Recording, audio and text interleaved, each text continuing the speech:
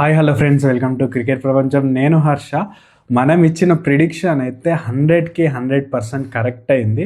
నేను తమ్నేలో పెట్టాను చూడండి. ఫస్ట్ బ్యాటింగ్ చేసేయానికి ఖచ్చితంగా ఇంగ్లాండ్ అయితే ఓడిపోతుంది. ఇండియాకి 75% ఛాన్స్ ఉంది అండ్ 25% ఛాన్స్ మాత్రమే ఇంగ్లాండ్కి ఉంది. అది కూడా సెకండ్ బ్యాటింగ్ చేస్తానే అని మనం క్లియర్గా ప్రిడిక్షన్ చేయడం జరిగింది.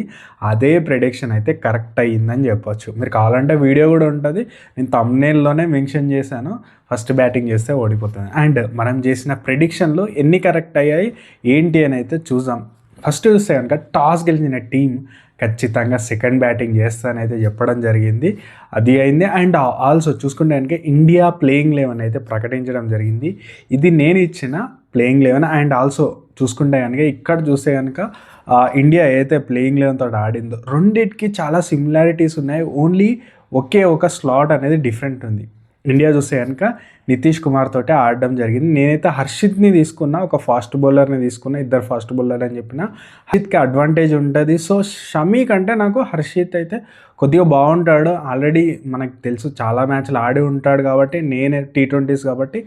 సో నేను హర్షిత్ని తీసుకుంటా. ఇండియన్ చేసింది హార్దిక్ పాండ్యా తోటి సెకండ్ ఓవర్ వేయించడం వల్లనే చూస్తే కనుక అక్కడ చాలా రన్స్ అనేవి లీక్ అయిపోయాయి. సో ఇండియా కంటే నేను ఇచ్చిన టీమే కొద్దిగా బెటర్ టీం అని మీకు ఎందుకు అనిపిస్తుంది అంటే, సెకండ్ ఓవర్ చూసుకున్న హార్దిక్ పాండ్యా, 2 ఓవర్లు చూసుకున్న చాలా స్కోర్ అనేది వెళ్ళిపోయింది.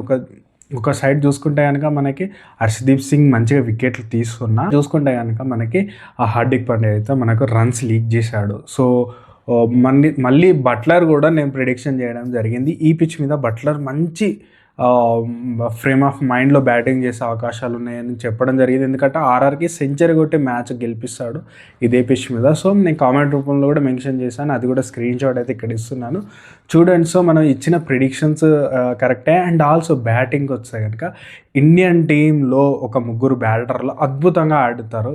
సంజు శాంసన్, అభిషేక్ శర్మ అండ్ తిలక్ వర్మల నుంచి మంచి ఎక్స్పెక్ట్ చేయొచ్చు అని అయితే చెప్పాను. అదేవిధంగా సంజు శాంసన్ అద్భుతంగా ఆడిండు. అండ్ ఆల్సో మనం చూసుకున్న అభిషేక్ శర్మ అయితే ఇరక్కుమ్మైండ్ అని చెప్పవచ్చు. సంజు శాంసన్ అయితే ఒక ఓవర్లో 22 రన్స్ కొట్టాడు. బట్ మన అభిషేక్ శర్మ అయితే ఫుల్ 6లు కొట్టిండు, 8 6లు కొట్టినట్టుంది. బట్ తిలక్ వర్మ ఒక వైపు ఉండి నిలబడి ఆడాడు. సో ఈ మ్యాచ్లో చూసుకుంటే కనుక సంజు శాంసన్ కొద్దిగా మనకు చూస్తే కనుక ఎర్లీగా అవుట్ అయ్యాడు. బట్ సూర్య నుంచి ఒక మంచి ఇన్నింగ్స్ బిల్డ్ చేయాల్సింది, తొందరగా ఎర్లీగా అవుట్ అయ్యాడు, 1 డౌన్లో వచ్చిండు.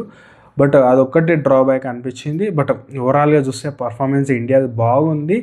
అండ్ ఇంగ్లాండ్కి వచ్చేసరికి వాళ్ళు స్పిన్ ఆడడానికి చాలా తడబడ్డారు. సో నెక్స్ట్ మ్యాచ్కి వాళ్ళు ఏ ప్లాన్తో వస్తారో కూడా నాకు అర్థమైపోయింది. అది కూడా నేను నెక్స్ట్ మ్యాచ్ రివ్యూలో రేపు వస్తుంది మనకు ప్రివ్యూ అనేది. సో ఛానల్ని ఖచ్చితంగా సబ్స్క్రైబ్ చేసుకుంటే కనుక ఇట్లాంటి ప్రిడిక్షన్ ఇచ్చిన తర్వాత నేను రివ్యూ అయితే ఇవ్వాలనుకుంటా. ఎందుకంటే నేను ప్రిడిక్షన్ చేసిన చాలా ప్రిడిక్షన్లు కరెక్ట్ అవుతాయి, బట్ నేను చెప్పకపోతే మీకు ఎలా తెలుస్తుంది. సో అందుకని చెప్పడం అనేది జరుగుతుంది. సో డ్యూ ఫ్యాక్టర్ వస్తుందని డ్యూ ఫ్యాక్టర్ వచ్చింది. సో 200 వరకు రన్స్ కొట్టిన ఈ పిచ్ మీద చేజబుల్ అని చెప్పాను. సో ఫస్ట్ బ్యాటింగ్ చేస్తూ 132 కొట్టారు. సో సెకండ్ బ్యాటింగ్ అప్పుడు చూసే కనుక మనం 13 ఓవర్స్లోనే కొట్టేస్తాం. సో 132 రన్స్ని మనం 13 ఓవర్స్ కొట్టాం, 200 రన్స్ అయినా కొట్టేస్తాం.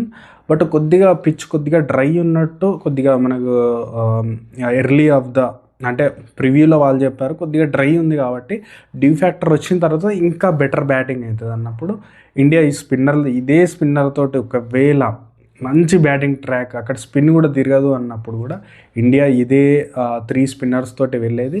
కొద్దిగా అక్షర్ పటేల్ కొద్దిగా ప్రాబ్లం అనిపించింది. బట్ హర్షదీప్ అద్భుతంగా బౌలింగ్ వేసిండు. అండ్ ఆల్సో చూసుకుంటే కనుక ఇక్కడ 3 బౌలర్ బిష్నోయ్ కూడా ఆడతాడని చెప్పాను. బిష్నోయ్ ఎకానమీ బాగుంది.